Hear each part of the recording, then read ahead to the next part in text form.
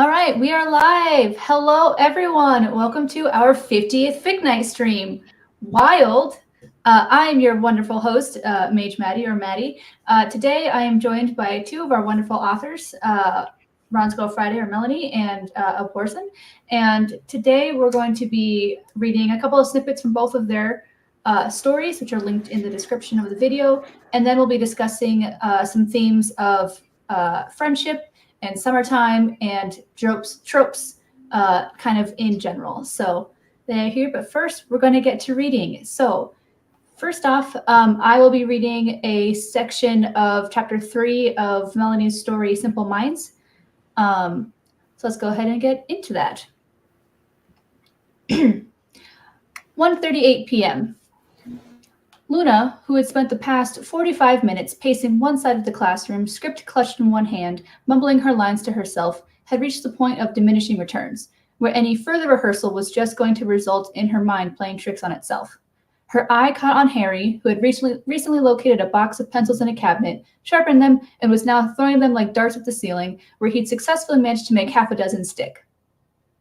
"Argus must hate you," she commented in reference to the school janitor, sliding into the chair in front of his. "Well, the feeling's mutual." He stuck another pencil. "And I have a reputation to keep up." "What changed?" "Huh?" He wrinkled his nose as he launched another pencil, ducking and covering his head as the projectile fell short of its target and plummeted back towards him. "What changed from last year to this year? You said you used to do all the stuff you got in trouble for, but you don't anymore." He shook his head. "Nothing." Luna was not convinced. "Does it have to do with the person you were talking about? The only one who cares about you?" Harry made a frustrated sound as the next pencil bounced off the ceiling. Luna hesitated. She never talked about this to anyone, but that was exactly the problem. She never talked about it to anyone. It was dangerous, and nobody could possibly understand. Except maybe somebody could. "I was removed from my dad when I was 9, she said, recalling it dreamily, as if it had happened in another life, or better yet, to a different person. It helped to say it like it was just another line in a script, something she connected with but hadn't lived. For half a year. Harry stared at her. For a second, Luna worried about what she was getting herself into, that everything she'd worked so hard to preserve could come crashing down because of a stupid, sentimental whim. But ultimately she figured, even though she felt a little bad thinking it, that if Harry Potter were to tell someone, well, who would believe him anyway? "My dad's sick," she said. "Sometimes his brain... well, he sees things in a way that aren't real. And he's fine now, but back then it got bad for a bit, and they decided it wasn't safe for me." "Where's your mom?" "She's not around," she shrugged. "I think it's probably hard being married to somebody like Daddy." Harry was staring at his hands, and Luna continued. "The reason I'm here is I got in trouble for forging his signature on a permission slip for a field trip. We were at a musical, and it was at night. Daddy didn't know where I was, called the police, called the school. Except I hadn't forged it. He had signed it a while back, but he hadn't taken his meds for a while, and he freaked out. It can affect his memory, among other things. But as soon as they confronted me about him calling, I knew what was going on. I confessed to forging it. To cover for him. Yeah. Panicking, raving man can be delusional, but he can also be a scared dad who thinks his kid's been abducted because she didn't tell him where she would be. So that's what I let them believe." She looked at him. "Daddy has his bad days, but it's nothing I can't handle. But people don't want to get that. They think they know what's best for me." Harry blew out a breath. "How does he feel about you being in here because of that?" "He doesn't know. I mean, he knows I'm here, but I told him it was for some other reason. He doesn't need to feel guilty." After a few seconds passed in silence, she smiled a little. "Best part is, I actually do sign his name on things all the time. I'm a really good forger." Harry responded with a grin. "I could have used her services a few years back. My aunt and uncle were assholes. That's who I used to live with." "Who do you live with now?" For a moment, he looked as if he were about to shut down, but instead he contemplated his palms as he answered. "My Uncle Sirius. Well, he's not literally my uncle, he's my godfather. He's been trying to get custody for years. CPS finally decided to start paying attention to what was going on at my aunt and uncle's house. Well, that and my Uncle Remus moved out. For appearances." "Who's that?" "Uncle Sirius's Roommate. Luna caught the inflection. Yeah. The next question Luna really asked out of inexcusable, morbid curiosity. How is it that you ended up at St. Brutus's? You don't seem... Harry pursed his lips in a wry half-smile. You can end up there if you've had problems with your other schools, or your parents or guardians can put you there. I was never a criminal before I went to that place. Cut to our next scene. Neville kept his eyes resolutely on his notebook when Draco re-entered the room and sauntered quietly back to his seat, except the jocks didn't go back to his original desk. He took the one right next to Neville. In his periphery, Neville could see Draco sitting sideways in the chair, could see his leather shoe tapping slowly on the floor, could feel the cold eyes pondering him. Neville tried to shake off the feeling. That's really good, man. Huh? Neville couldn't help looking up. What you're drawing? Draco nodded at the sketch Neville was currently working on, a tall, square-jawed man in fatigues. Who's that supposed to be? Neville hesitated, adding some shading. My dad. He's in the army? Reserve now, but yeah. Is he a total hard-ass? Neville shook his head. How do you feel about you getting busted? You get in trouble at home, too? With a little laugh, Neville shook his head again. Why is that funny? The truth was, the only annoyance Frank Longbottom had expressed about this whole debacle was the school's decision to punish Neville for what his dad resolutely called boys being boys. That was all it ever was. Boys being boys, kids being kids. Year after year, school after school, day after day, of Neville coming home in tears because kids had a lot of creative ways of telling you they thought you were a total weirdo and a loser. And no matter how many platitudes adults seemed to have about not letting words hurt you, the truth was that the words were what lasted, even after the bruises had faded on the backs of your arms where someone had pinched you all throughout class. And he never said anything about it because all the teachers would do was tell both of you to knock it off. His dad had never been harsh with him, but there had always been a certain frustration in the way he tried to manage his son's concerns, with suggestions like, just try to make friends and just stand up for yourself. Like Neville hadn't already thought of that. And then there was the one that his father never said directly, which Neville heard loud and clear anyway. Just try to be more normal. Neville hadn't hit Ted Montague to make his father proud. He hadn't had any particular reason for it except that Ted had been coming at him again. Whether to shove him or just insult him, Neville had no idea, but all he'd known was that he just couldn't take it anymore. He wasn't always bigger than Ted, not back in 8th grade, when he'd first transferred to this district. But even after Neville hit his growth spurt, Ted still saw the part of Neville that would always be small, no matter how tall he'd grown. And to Neville, Ted would always be huge. But how in the world was he supposed to make the school understand that when all they saw was Ted Montague with a bloody nose and Neville Longbottom, all 6 feet of him, who had done it? The reason Draco's question was so funny was that, while Neville actually felt bad for what he'd done, he really didn't want to hurt anybody ever. It turned out that putting his fist in someone's face, motivated by nothing but blind terror, was what had finally earned quiet, anxious, unathletic, geeky Neville Longbottom an attaboy from his father. I think, Neville swallowed, I think it's the first time he's ever been proud of me in my entire life. What? The unvarnished shock with which Draco said it made Neville look up again, and when he did, it was impossible to make out the look on the jock's face. Forget it. Neville turned the page in his notebook and began sketching a new figure. Why'd you say that, man? He was feeling sick to his stomach again, but even more unsettling was the tone of Draco's voice, different than it really had been all day. Look, he shrugged, concentrating on his drawing. For some reason, it was harder to draw people sitting down than standing up. I think my dad loves me, in his way, but he just doesn't understand me. Draco did not respond. I think he's always wanted me to be like, I don't know, like you? He heard Draco laugh. Exactly what part of me? All of it, probably. Neville made a face as he said it, eyes still on his notebook.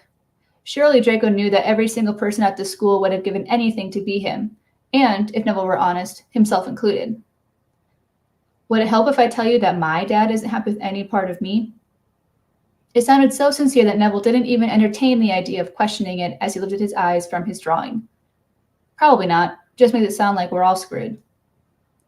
It was the first time Neville had seen anything like kindness on Draco Malfoy's face. I think we are, dude. The silence that followed felt bizarrely easy as Neville continued to sketch, until Draco broke it again. Who's that? Neville shrugged. Is that me? No, Neville lied. That is totally me, Draco's voice was gleeful. Look, you got my hair swoop all right and everything. That's awesome. Did you do anyone else? Let me see. Biting his lip, Neville flipped back a couple of pages. Is that poetry slam? Rad. You even did the ripped jeans and... I think her name's Luna, said Neville pointedly, wincing as he anticipated the response. But Draco merely paused for a moment before nodding and replying simply, Luna. And that's where we're going to pause on that story. So fun. I forgot what this story was about, but I'm excited to actually go back and reread this now. So let's go ahead and we'll just chat a little bit about it right now since that was kind of a long section to read. So Melanie, what was your inspiration for the story as a whole? Kind of what inspired you to do this kind of alternate universe setup? So actually I did this for Taylor's Modern AU Challenge a couple years ago. And then I think it was Jill also had a challenge. It was the Trap Together challenge. So I was like, I'd never done a Modern AU before. And so Taylor was running that challenge. And I think right around this time, I had just been like doing another binge of John Hughes movies, including The Breakfast Club, right? So like one of my favorite movies ever. And just as I was watching it, I was like, oh, this would be kind of like a cool situation to put them in. So that was the inspiration for it, is to basically put it's six characters, right? Harry, Ron, Hermione, Draco, Luna, and Neville into detention together, like they're just regular high school students. And Simple Minds comes from the title. Simple Minds comes from, that's the band that did the song Don't You Forget About Me. So so I wanted to put them together in this story, but I also didn't want to just like rewrite the plot of The Breakfast Club. You know, I didn't want to put them into, you know, I didn't want to say, okay, well, this person's going to be this character from The Breakfast Club, and then we're just going to rehash the entire thing. I gave them each whatever I thought their sort of social orbit would be if I translated them directly into a regular high school, and then tried to figure out like how could these 6 people start to connect with each other, you know, when they're stuck with several other people who they wouldn't usually give the time of day. And so the part you just read in that chapter is where they start, you know, kind of connecting with each other like one-on-one in various pairings. I love that. Also, these snippets too really kind of, I love that you kind of flipped the way that the characters kind of are a little bit in canon for this adaptation of that, because you really get to explore other facets of them as people, which is great. Because I feel like so much of fan fiction sometimes, especially Harry Potter stuff, people can get so rote in what the canon characterization of people are, even when they're writing AU fics, that it kind of sometimes can hold it back. But this is just so fun and so different, and I don't know, I love it a lot. Thank you. Yeah, I'm gonna have to go back and reread this because it's been a few years. How did you decide to split people up in the ways that you did? You just cut out for a sec. Oh, how did you decide to split people up in the way that you did? Oh, that was its own like huge challenge, especially because I had 6 of them. Like I had like a notebook that like I was drawing. It was like a big diagram, right, with all 6 of them and with lines between each one. But basically, like after I came up with like the backstory and the personality and the issues that each one had, because they each bring to it like a problem that nobody else knows because it's something that they don't share with people. It's like they have their facade that they present, and then they have their problem. And so what I did was I tried to figure out various dynamics, things that they could connect on. So for Neville and Draco, it was them feeling like they don't measure up to their father's expectations, though, maybe in different ways, but it comes down to like the exact same thing.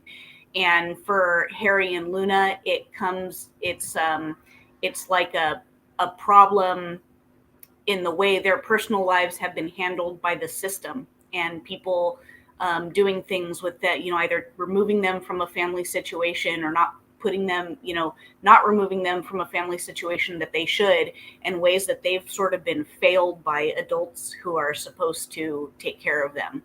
So, and then, in the rest of the story, it's, Ron and Hermione connecting in it with respect to the idea of like achievement and expectations.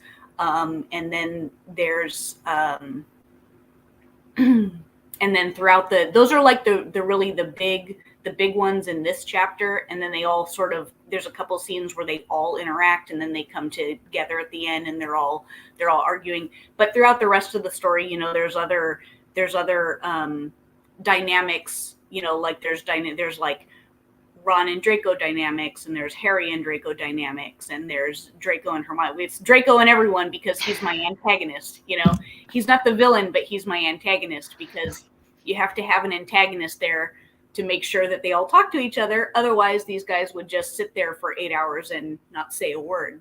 So anyway, yeah. So I just kind of like tried to figure out like who they can begin to connect with on a level, with someone who maybe could have a surprising, appreciation of what they've gone through in their life, because that person has had similar or sort of adjacent experiences.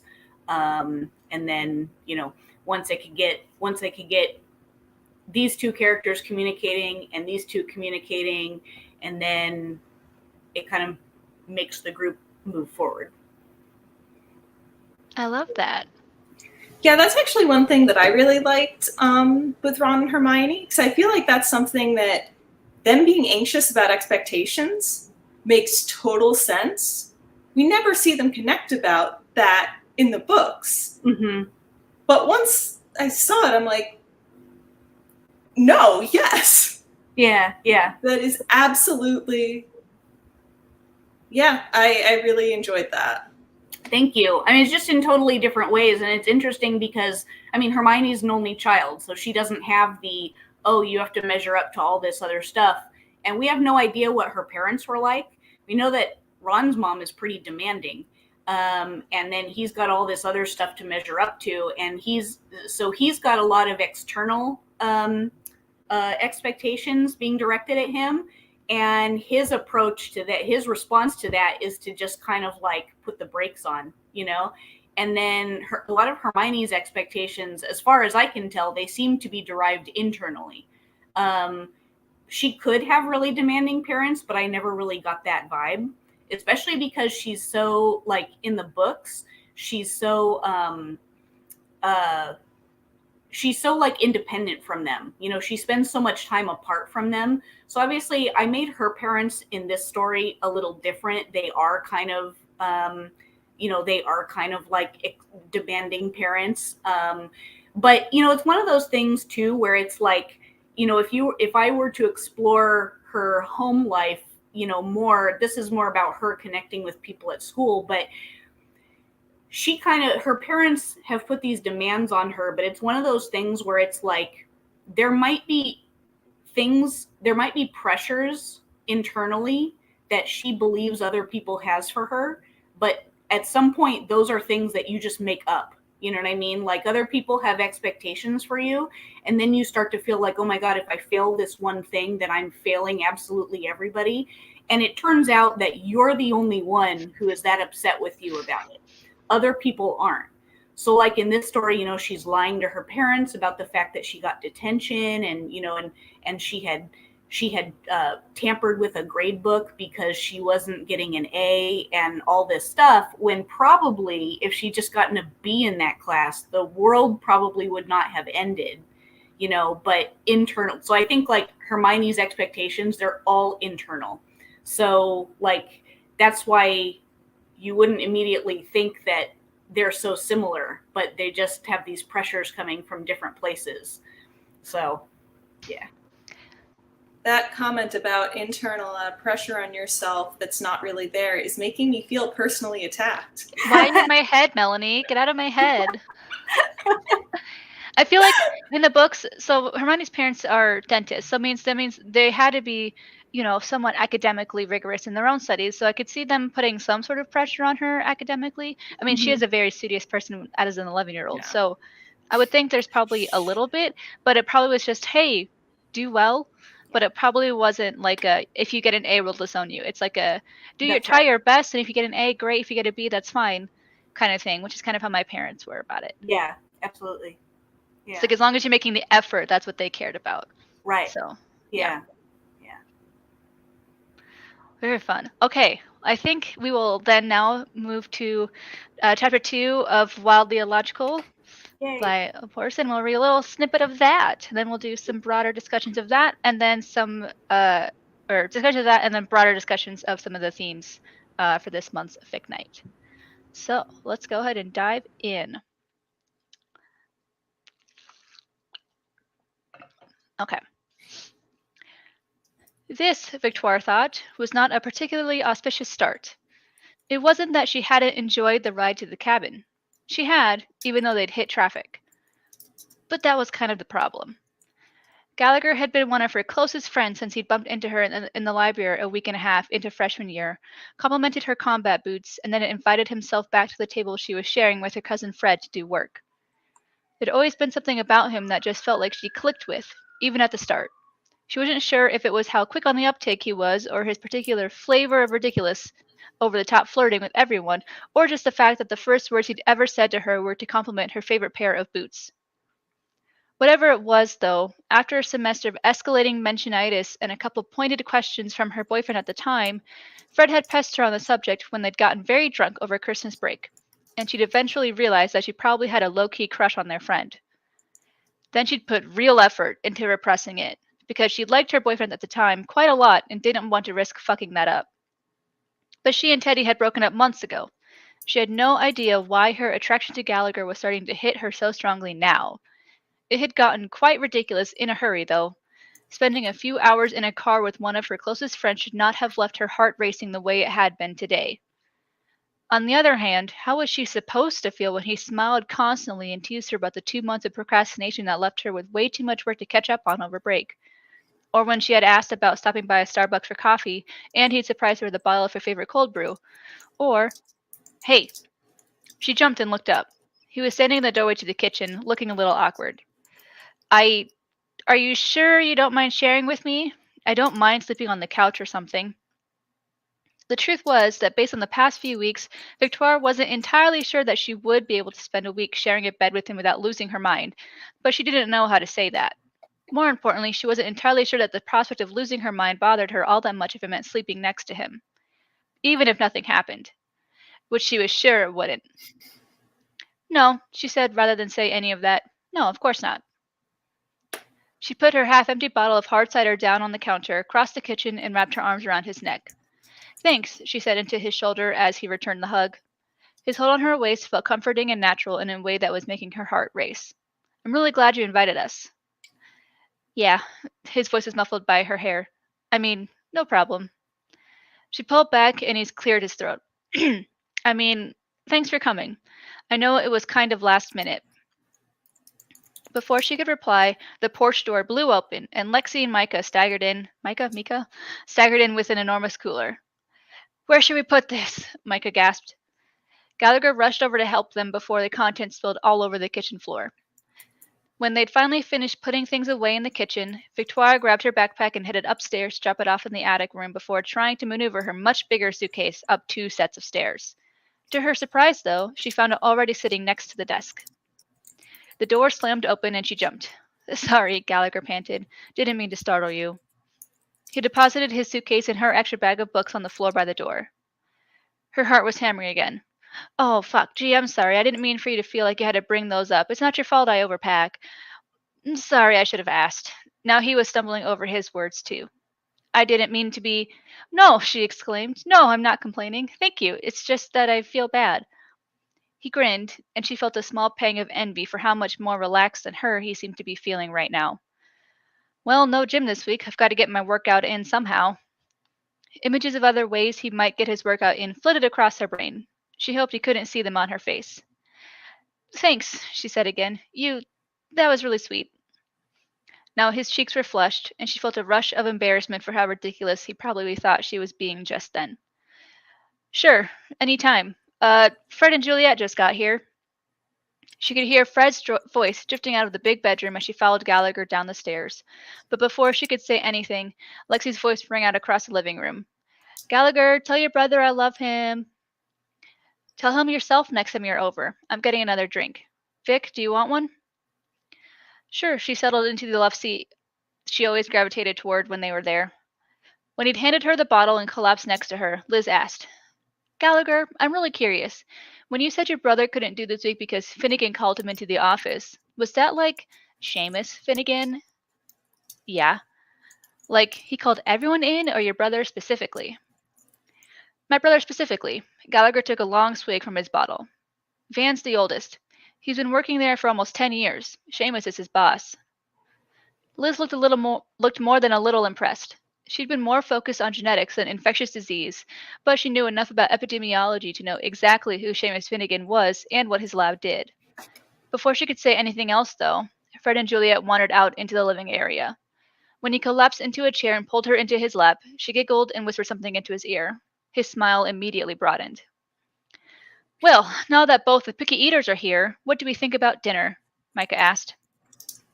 Victoire stuck her tongue out at him as Fred shot back. I'm not picky, I'm smart.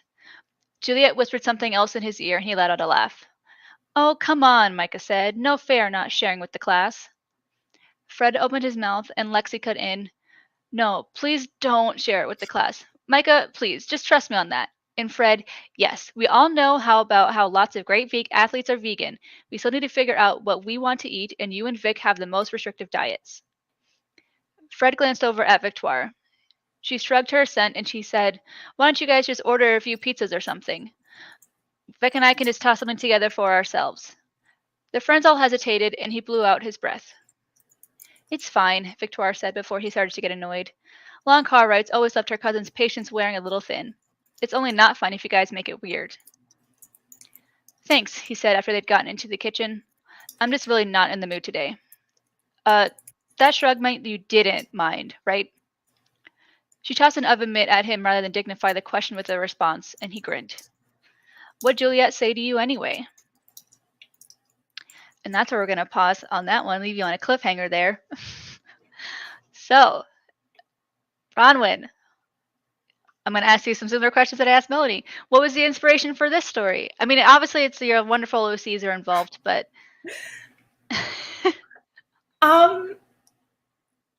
I apologize in advance if I talk too much. I'm bad at that. So this is an AU of my in-universe fic because I'm the kind of person who writes fanfic of her own fanfic. It's just the world we're living in. I think this was my first one. I've written a few AUs of that fic at this point, and I think I'm actually turning it into just original fiction with a completely different story, but with a couple of the characters. So, but yeah, I think that this was written for, maybe it was a challenge Paula ran about tropes. I think that might be it. But yeah, it just kind of says it's Taylor's. You won Taylor's Drunken Shenanigans challenge. I think it was also for a Paula challenge about tropes specifically. I think it was both. I don't know why. Whatever it is.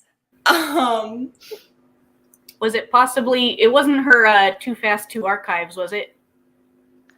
Or the first Yes. version of that? Was it the I first think version it was. of that? Yes. Yes. Yes. Thank you. What a great challenge. Yeah. And then I ended up deciding that they were definitely going to be drunk at a few different points. So let's make it Drunken Shenanigans too, especially since, you know, Shenanigans is the name of the original fic. I'm not, that might have actually been intentional. I don't remember, like on Taylor's part, whatever. But yeah, it just kind of popped into my head and I was like, all right, let's go with this. It's just kind of how a lot of my fics work. Things just pop into my head and I just go with it. Which worked in this situation. Sometimes it leaves me with writer's block if I'm writing a long story. But yeah. How do you, I think Melanie, you do this too a lot. Both of you tend to write a lot of ensemble-based stories. How do you make sure that when you're, especially with a story like this, where all these characters are such like loud and vibrant personalities, how do you make sure that, I wonder why that is. How do you make sure that each one of them is unique in their voice in their own way, even though they all are quite strong, like personality-wise? We don't have a visual aspect for it, right? It's all just on the page. Yeah. I think part of it is that their personalities kind of built up over time. Like I think of all of them, Vic and Fred and Gallagher have the most like clearly defined personalities because they've had the most written about them. But yeah, with Lexi and Micah, you know, a lot of Micah was his backstory. So like I knew when I started writing him, I was like, okay, yeah, no, he has a twin sister who's a muggle in the, you know, original fic. And that just carried over. But now they don't go to different schools. So it was a lot of stuff like that. And like his parents, his mothers are both like big on, you know, scientific stuff. In the original fic, he's constantly like bitching about how Hogwarts doesn't teach basic like biology and math, even though wizards have DNA too.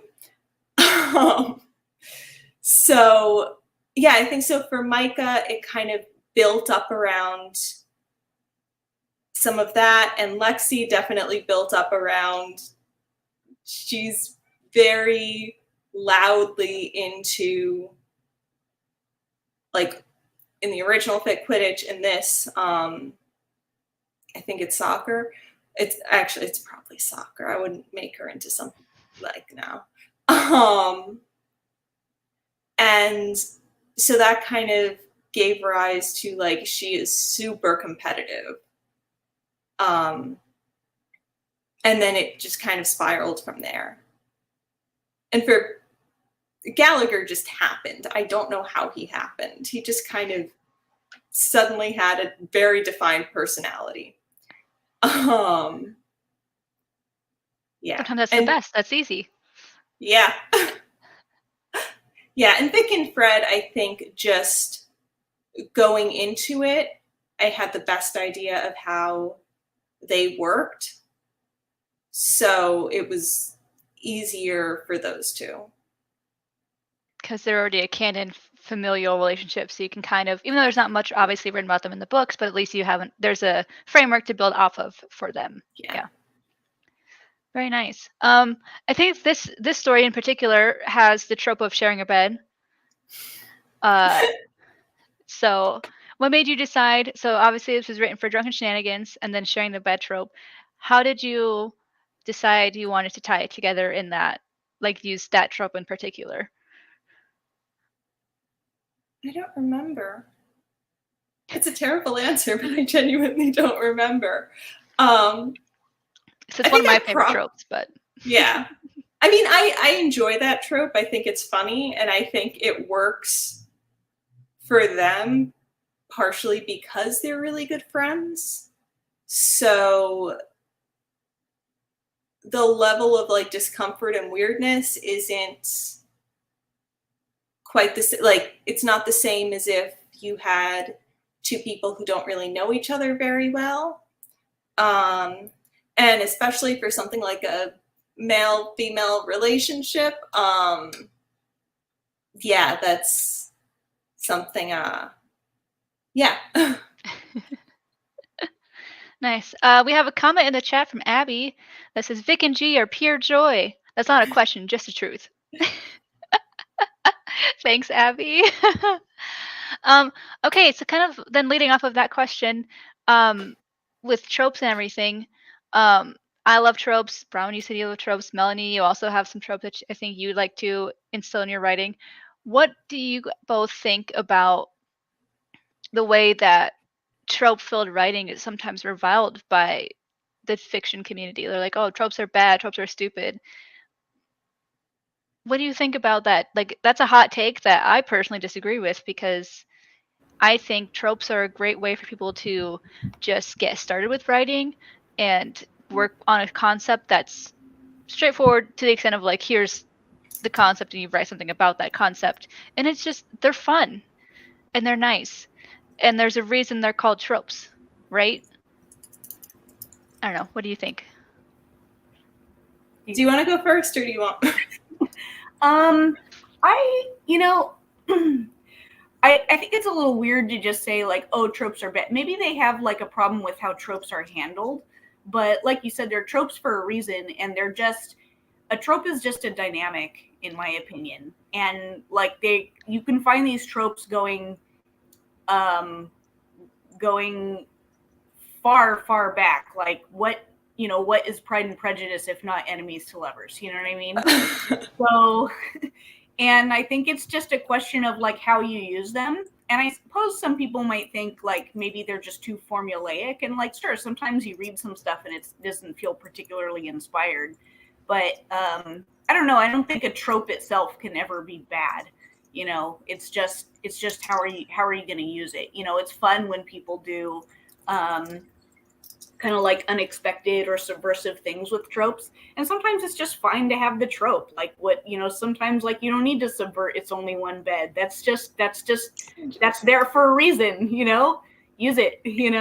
So yeah, that's kind of my feeling. It's like why we have all these Hallmark movies that come out every year for Christmas time. Or like, go to TV tropes and go to like the most popular movies, the most popular books. It's full of tropes. Yeah. That's just how it is. I think Melanie's right in terms of like not always people sometimes having issues with like the execution. But I feel like that kind of goes to this insistence that some people, not everyone, but some people have with things have to be perfect immediately. So there's not a lot of patience or, understanding or whatever given to the fact that you learn to be a writer. You don't just get there immediately. So yeah, like my first fanfic had a lot of tropes that some of them I think I actually executed pretty well. Some of them I didn't. But it's like that was my first fic. I was growing as a writer. And yeah, I feel like a lot of it comes down to people want to have like their socks blown off, I guess, or something.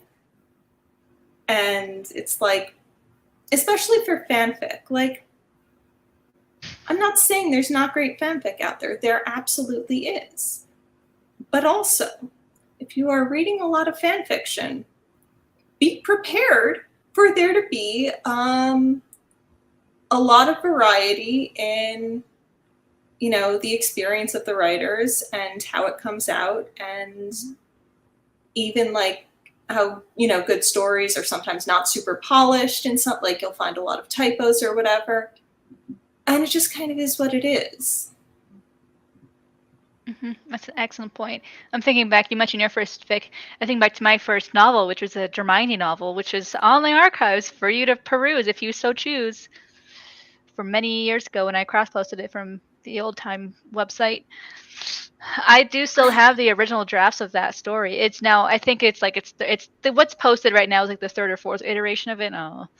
And looking back and just like scanning through my first drafts of chapters, I'm like, this is so tropey, enemies to lovers, but done badly, which I've tried in whenever I last worked on it, which I think was like, I don't know, 2016 or something.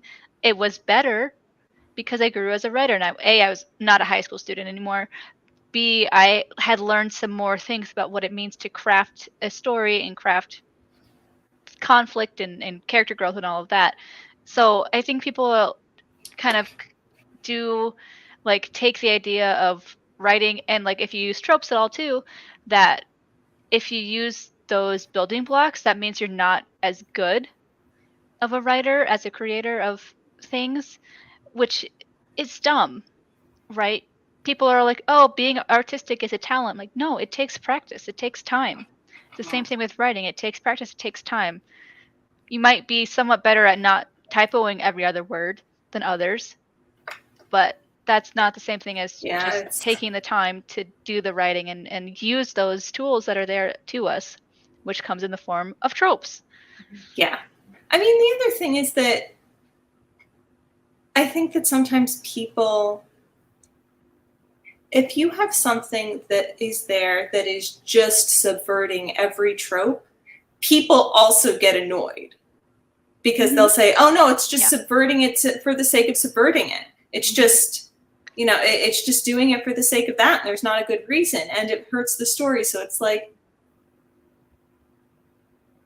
where is the Goldilocks area of like the exact correct number of tropes? Yeah. Like, how are you supposed to even avoid them? Yeah. No, right. I mean, probably like I've written some stories where I didn't write them with a trope in mind. And I mean, that brings its own challenges, right? Because then it's kind of aimless because then you're like, what story arc am I writing? You know?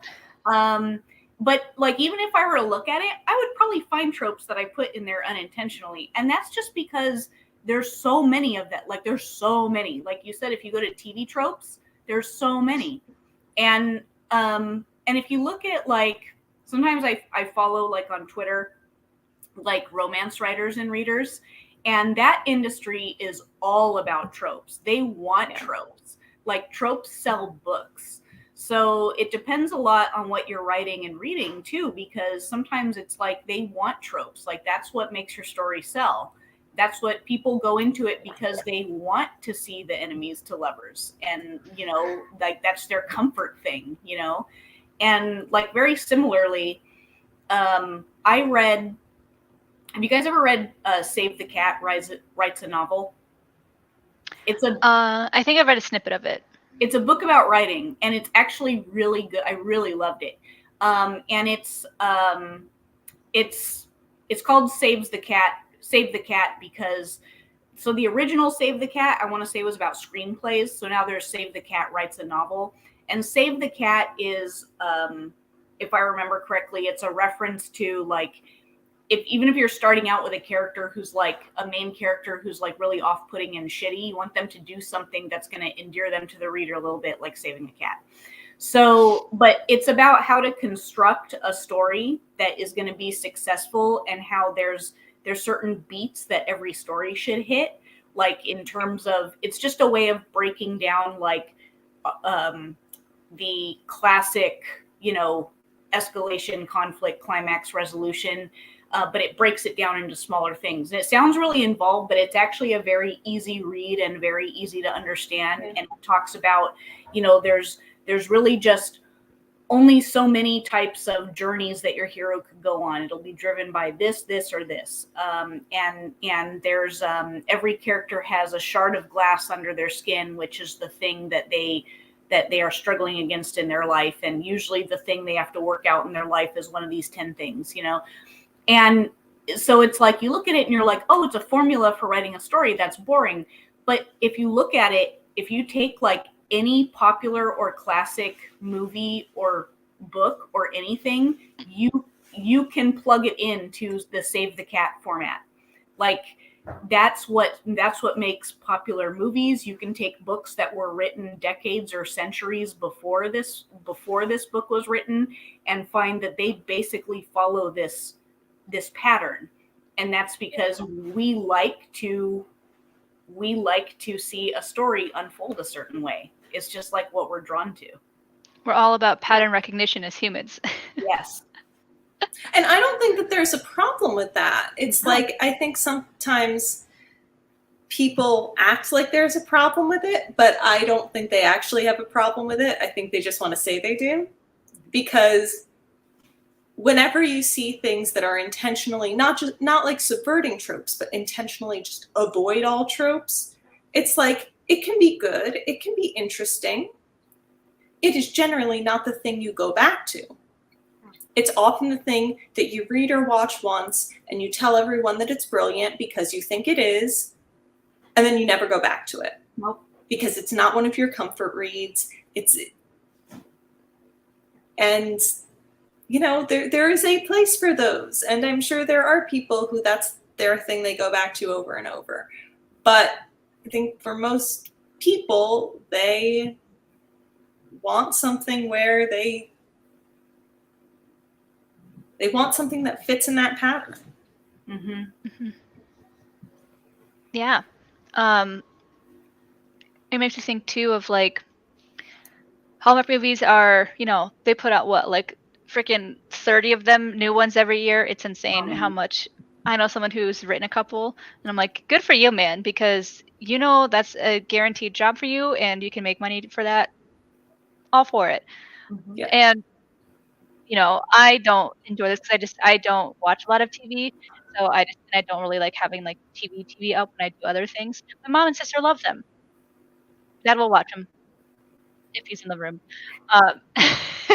So like, there's obviously like we enjoy it because it's easy to follow, and you know, even if like you step out for like 20 minutes, you come back in, you're like, all right, great. They're at this point in the movie, great. I know exactly where they are in that nice formula, which I think is so great. I do enjoy it though too when some stories can, particularly books, when you can tell like it is like the tropes are very obvious at the beginning, but then they subvert once you don't expect them to subvert, while keeping others the same.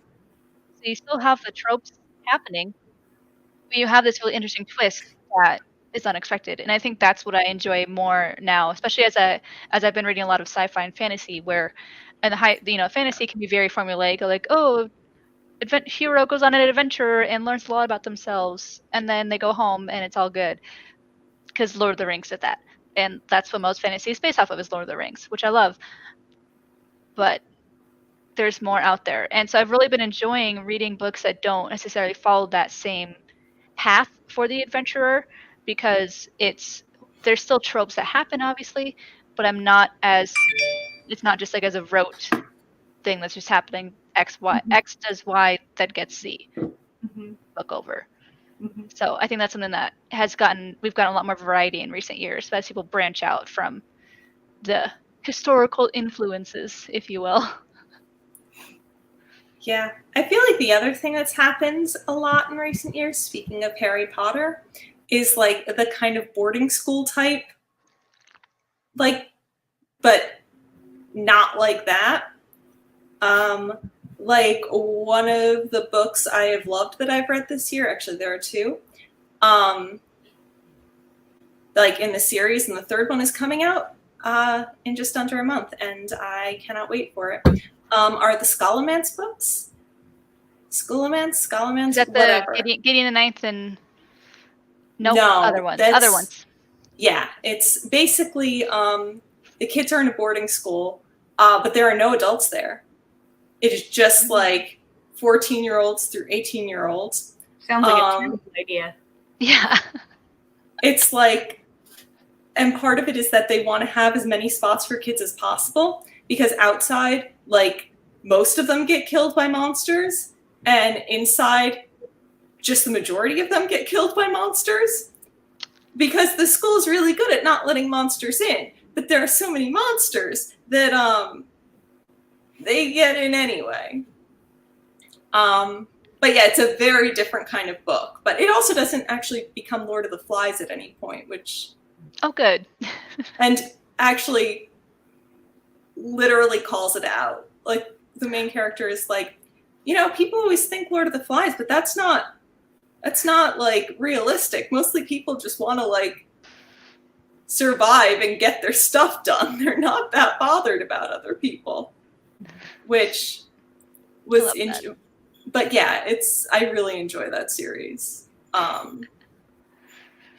Yeah, so if you want a somewhat dark take on boarding school magic with lots of monsters and kind of enemies to lovers, antagonists to lovers, antagonists to friends, whatever it is. Yeah, I super enjoyed it. All right. Abby has a question for us in the chat. What are your least favorite tropes? Ooh. Least favorite. I think about that. And now I'm like, what are any tropes? I can't think of like any more than the ones we've already said. Courtney's running a trope challenge. I'm going to pull up her trope card and see Oh, good call. Yes. Good call.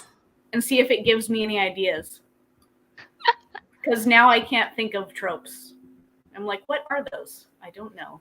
Here we go. Yeah, Pregnancy fics are stories I do not like. I don't tend to like avoid those. Yeah.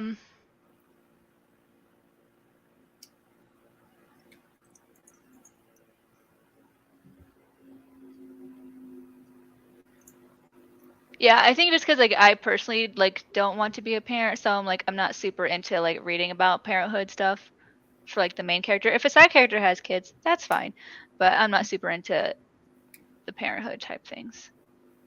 Yeah. I've also struggled writing holiday fics, maybe just because whenever I'm home for the holidays, which is usually when I am home now because I don't live near my family anymore, that's all my mom has on TV. It's a holiday movie, so I'm just like tired of it. So I'm just like, no creative juice for holiday stories. Besides Halloween, because Halloween is year round. Yeah. And you can fight me on that. I will die on that hill. I mean, it's hard for me to say like least favorite tropes because I don't know if I have tropes that I really dislike so much as stuff that I'm just not all that interested in. I mean, I don't know if that distinction makes sense to you, but it's not like something like, oh, I guess that could be my least favorite is stuff that just doesn't draw me in. Like, for example, like time travel. I don't tend to gravitate to a lot of time travel stuff. I don't tend to gravitate to like pregnancy stuff. There's some other interesting. Oh, this one's interesting. Okay, like, so there's some tropes that like. There's a lot on like AO3, like, you know, you get into like there's some out there stuff like the ABO stuff or whatever, which the first time I read what that was, I was like, I've learned something new. I'm not sure I wanted to learn something new, but here we are. But like, okay, here's one. Okay, fuck or die. Yeah. Sex pollen, essentially. Yeah. That one I had never, my husband's like laughing at me right now. It was a weird time for him to enter this conversation. It was a weird, like when I first heard of what that was, I was like, oh, that sounds horrifying. Like, it's not even romantic. Like, why? You know, and it's just kind of, I was like, I don't really know if I'm into that. But last year on Tumblr? No, it was, Tumblr and Discord, the Romayani community was doing like trope. Yeah, they were doing like a trope fest where they had like half a dozen tropes. So a lot of people were submitting fics about the same tropes. And so there were a lot, and one of them was fuck or die. So a lot of people submitted stories for that, and I was never really into reading it, but because I was in the Discord community, I decided to give it a read anyway. And there's something interesting about reading them, and so still not really into it because it just doesn't. I'm like, I can't fully. It makes me have conflicted bad feelings. You can't get but fully immersed in the story. I saw some people do some interesting things with it. But that's probably not one I love, just because I'm like, oh, they're having sex, but under a weird form of duress. Cool. Yeah. You know? So Which, not to like denigrate nobody's consenting here. Yeah, no, not to denigrate anyone who's into that, but it doesn't give me the romancy feels. So that's one I have a weird relationship with. Yeah, Bronwyn? I would agree with that. I think in general, I do not mind and often enjoy stories where, you know, there's definitely some element of, you know, it's not like all the characters who are men are like completely rejecting every aspect of masculinity. Like I don't mind and often enjoy when things play into some aspects of like stereotypical or whatever masculinity and femininity. I don't like it when they play into the toxic parts. I understand why people often do. But for me, I just don't, you know, like I'm fine reading about a guy who, you know, is always at the gym, for example.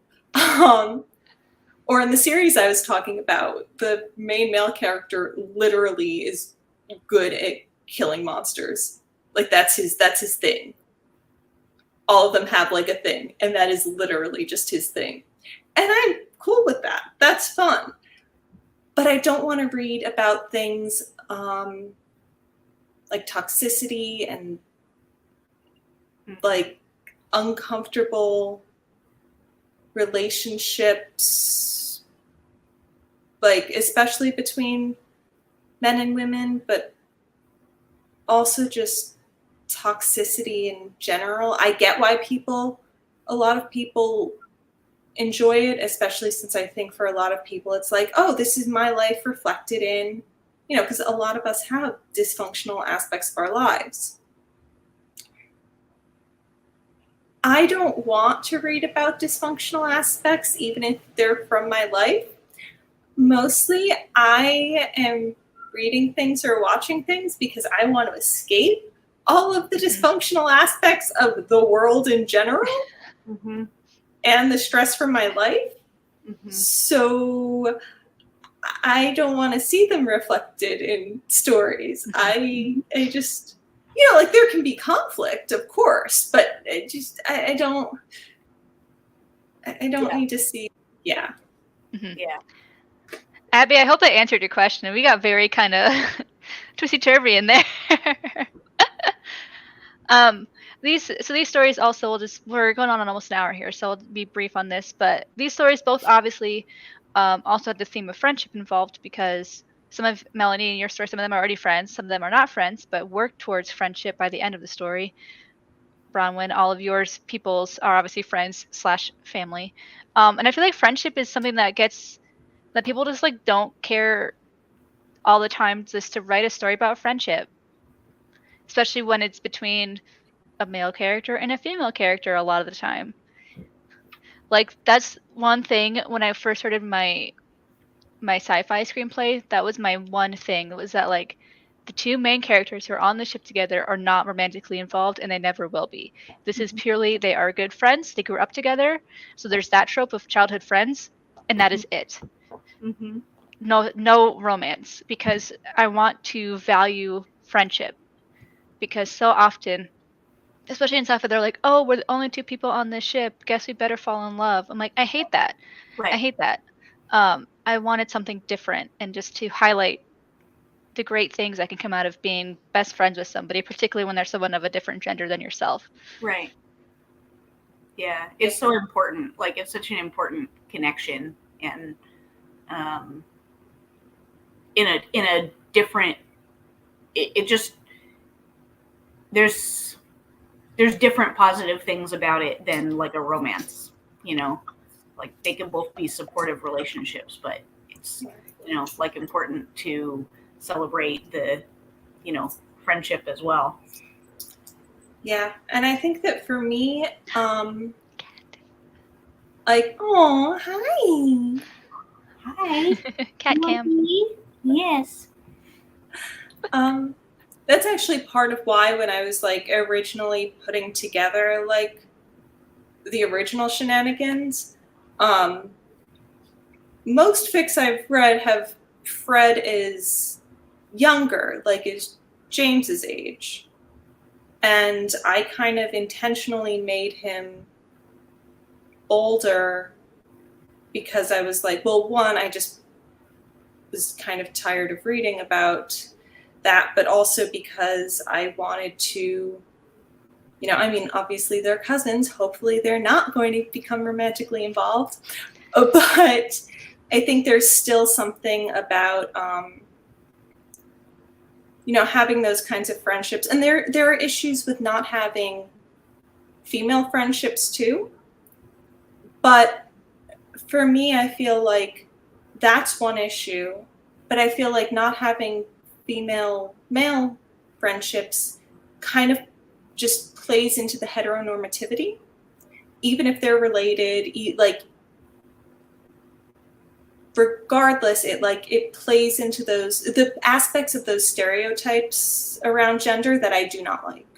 Mm-hmm. You know, because it's like, it's not just, oh, we might fall in love. It's, oh, well, we don't do this because we don't have anything in common. Mm-hmm. We don't have enough in common. And I just like, for me, I mean, all of my characters pretty much are bisexual because I'm just like, let's go for this. This is my shtick now. But I feel like, yeah, I think that that's something that I also wish I saw more of. Not necessarily like in replacement of like positive female friendships, because I feel like there also aren't enough of those, but definitely like a kind of friendship I would really like to see more. Yeah, that's interesting that you bring that up. I know we're trying to wrap up, but that's interesting that you bring that up because it's like there's problems with I think a lot of problems sometimes with depictions of friendships between women, and then like you said, maybe an underrepresentation of relationships, of friendships that are women and men who are just friends and no more. And the interesting common denominator there is women. So that is its own whole issue with how we're being depicted in friendships. Because that's a big thing that always bothers me is there's too much catfighting between women. Like that happens in life. That absolutely happens in life. But the relationships, the friendships between women in fiction, like at least what I've been reading in fan fiction, are represented so differently than the friendships between men. And they always tend to be a lot of issues between the women thrown in there that in a lot of my friendships have never happened. And it's, you know, it's kind of like disheartening because we always have to have those like catty issues, whereas the guys can just go be bros together, you know? So anyway, that's its own whole situation, but you just made me think of that. And it's not like men don't have that kind of shit in their friendships. They sometimes have more of it. Yeah, They don't talk because they don't like to talk to each other. Yeah, not to generalize. Like men don't talk to each other like women tend to do. It's like I don't think that any gender has a monopoly on, you know, drama in friendships and stuff. But yeah, I think that that's true. It's like one depiction is often problematic and one depiction is often not there. Mm-hmm. Mm-hmm. Yeah. But yeah. That's I'm trying to revise my current draft of the screenplay to include not just more of the friendship bits between my two main characters, but also the relationship that they have with people outside of their ship. and how that affects their friendship and whatnot. So yeah, it's write more about friendship, people. Mhm. I'm okay with the romance level we have. We have plenty of romance in the world. Give us more friendship things. Mhm. And you can write them in the same story. Same way, same Yeah. story. Yeah. It's I don't like, care. Give me the most friendship. people have hopefully have both friends, and if they have significant others, I mean, hopefully they also have friends. Mhm. Usually it's they're not mutually exclusive. Some people just have friends, and that's cool. And right now I'm in that position and have been for a while because my brain is a mess. Well, and pandemic. That too. But I've been in relationships. I never stopped having friends Mhm. in the That's a trope I hate so much. I'm trying to. Oh, I hate the whole thing. Like, maybe it's just also if I've known people who are like this. Who are like, oh, I have a boyfriend now. I'm not going to talk to any of my friends anymore. I hate that trope when it happens in real life and when it's in stories. I'm just like, this sucks. I don't want to Yeah. read about this because this is just so negative Mhm. and probably manipulative on one person's part in that Yeah. relationship. And I don't Mhm. like it. Mhm. But yeah. Right, Mary. So, moral of the story. You both write wonderful stories. Thank you for sharing them with me and everyone else today. Thank you for the wonderful discussions on friendship and tropes and what we like and don't like to see in them and how they are a useful framework for writing and people should use them still and just practice with them because they're great and also write great stories with them. You can catch both Melanie and Bronwyn on the forums and on our Discord that we have. They both write wonderful things frequently on the archives. And we'll see you all next time we do a stream. Hopefully, it should be in about 6 to 8 weeks or so, depending on scheduling. We're doing this a little bit less frequently than we used to in the past. But that is it for us today. So thank you, everybody, and we'll see you next time. Thank you, Maddie, for hosting.